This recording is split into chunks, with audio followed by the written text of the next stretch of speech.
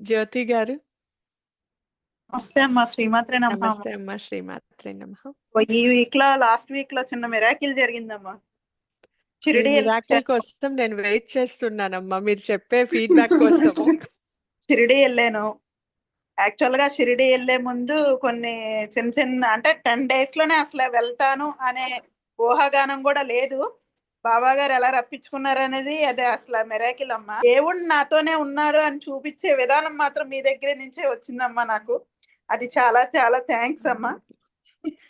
నిజంగా నేను ఇంత హ్యాపీగా చాలా మిరాకిల్ గా అనిపించిందమ్మా. నాకు ఇష్టమైన రోజు ఆయన ఎలా ఇచ్చారు అది అసలు అని. అమ్మ కృప. అసలు నాకు నా ఆరా క్లెన్స్ మాత్రం నన్ను చాలా విషయాల్లో నన్ను నెగిటివ్ థాట్స్ మొత్తం తీసేసింది అనిపించిందమ్మా నాకైతే.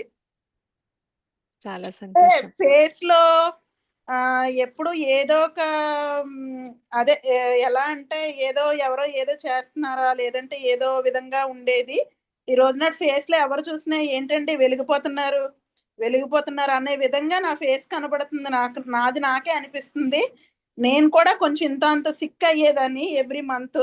ఆరా క్లాన్స్ చేస్తున్నప్పటి నుంచి కూడా సిక్ అవ్వట్లేదు. ఈ రోజు భోజనం చేస్తా కూడా మా హస్బెండ్ తో మాట్లాడుతున్నాను. నేను ఎందుకో వెయిట్ లాస్ అవుతున్నాను, అది ఎందుకు అవుతున్నానో ఏంటనేది తెలియదు. ఇదైందా ఏంటని. కాకపోతే నా మైండ్ లో నాకు అనిపిస్తుంది ఆరా క్లాన్స్ చేసుకున్నాను, నా నెగిటివ్ థాట్స్ అన్ని పోతున్నాయేమో, అందుకే నేను ఇలా ఉన్నానేమో అనిపించిందమ్మా. కరెక్ట్. కంటిన్యూ చేయండి, నిజంగా ఉండండి.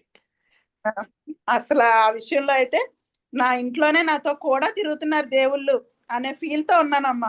నాతో కూడా కాదండి, మీతోనే ఉన్నారు. మీరు ఒక మాట చెప్పారు లాస్ట్ టైం నాకు, మీ అమ్మాయి ఫీజు కడతారు, మీరు సమస్యల నుంచి బయటపడతారు అని.